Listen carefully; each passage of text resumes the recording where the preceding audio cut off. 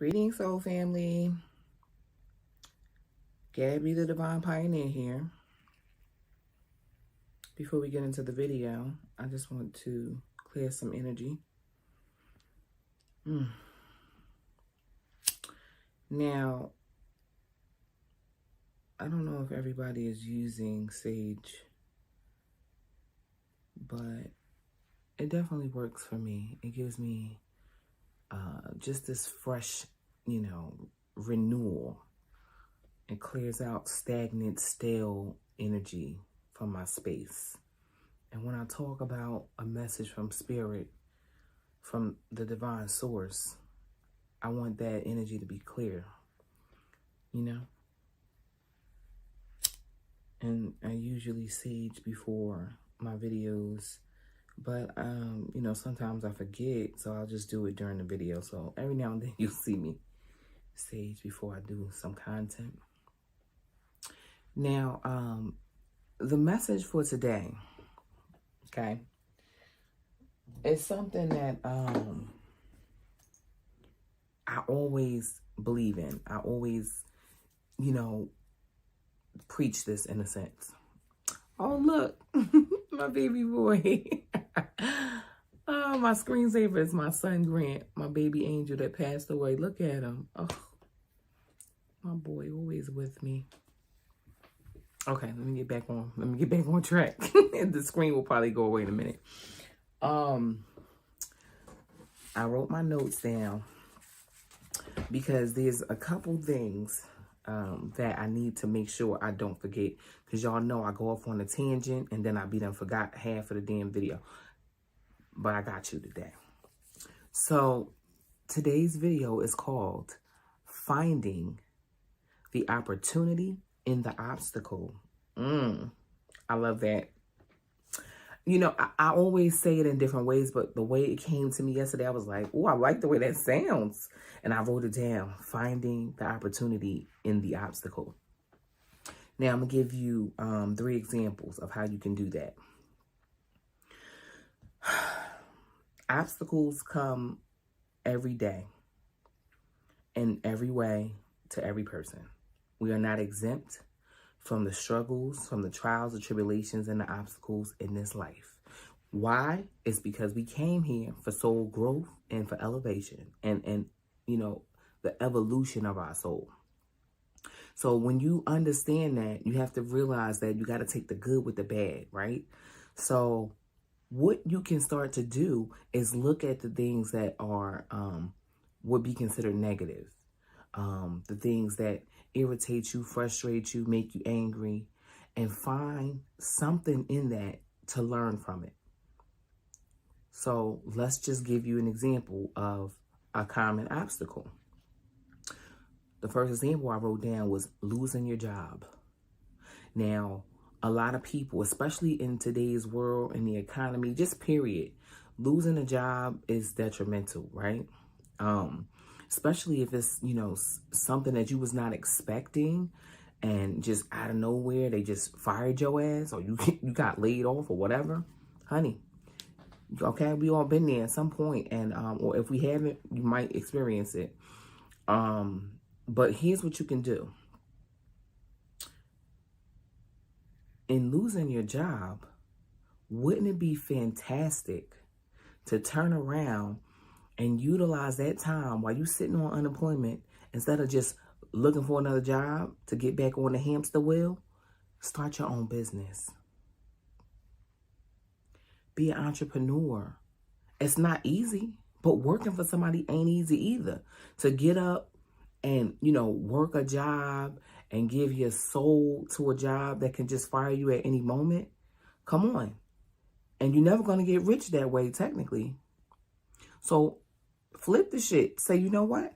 I'm going to, start my own business.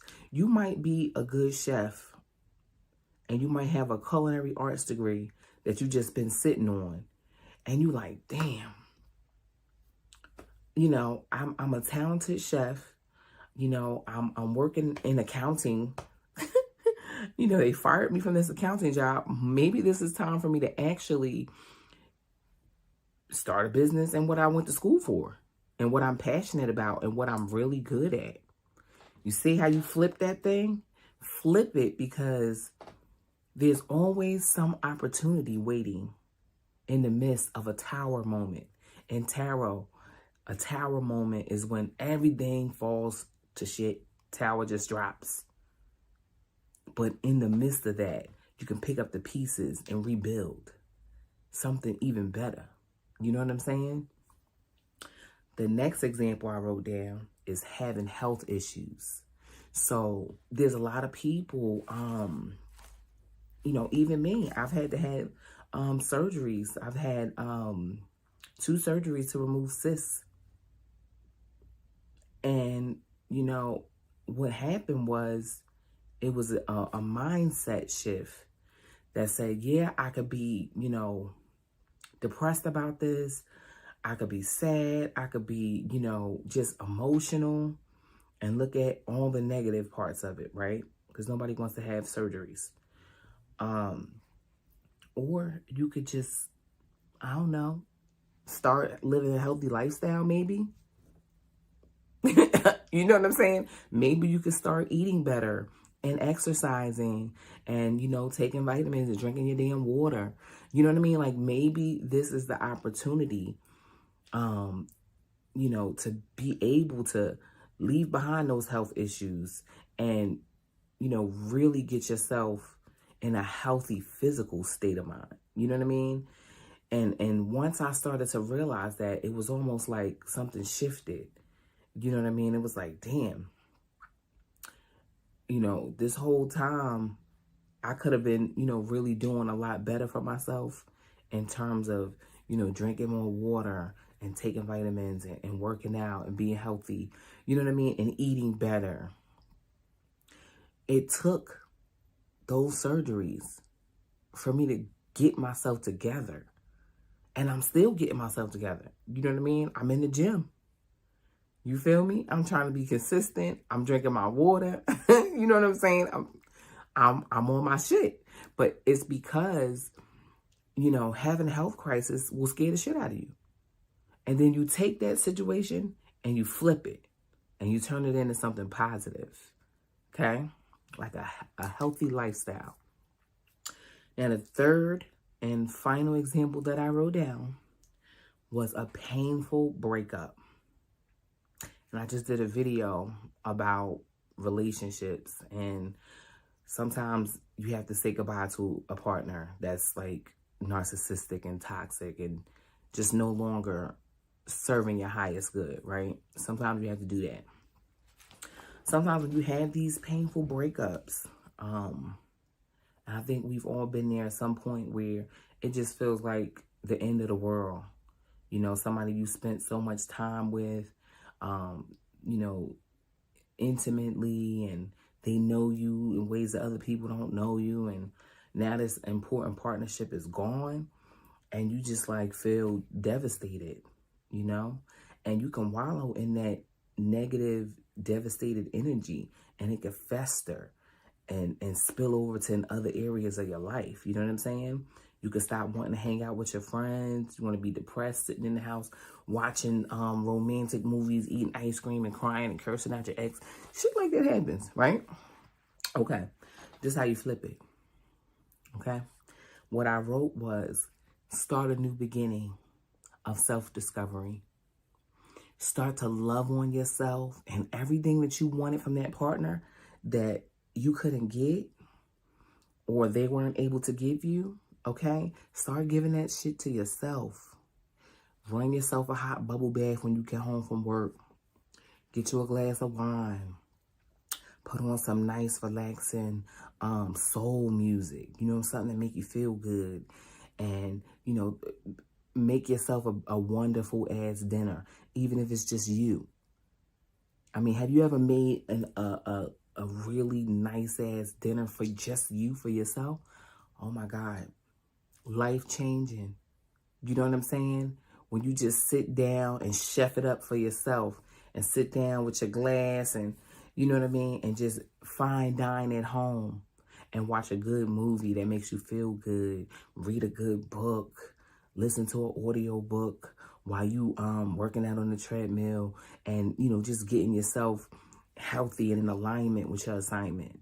You know, journal in your notebook and write about, you know what I mean, the things that you want to accomplish for the new year. Think about your growth and your development. What are your goals? And write them down and start checking them off the list. Like, I mean, honestly, sometimes a breakup is necessary to get you on your shit. It's crazy like that too. That is the opportunity in a breakup. Because now you can focus and refocus all that energy that you was pouring into this relationship. You can focus that back on you. And when you hyper focus and zero in on yourself like that, oh my God, it's life changing for sure. Okay. Now, I am going to start something new that you'll notice probably from this video on. I'm going to start putting angel numbers to go with all the videos. Now, the reason being is because I constantly see angel numbers, especially when I'm receiving a download, when I'm receiving some kind of message from, you know, the divine. And I'm like, well, maybe I need to share that number too.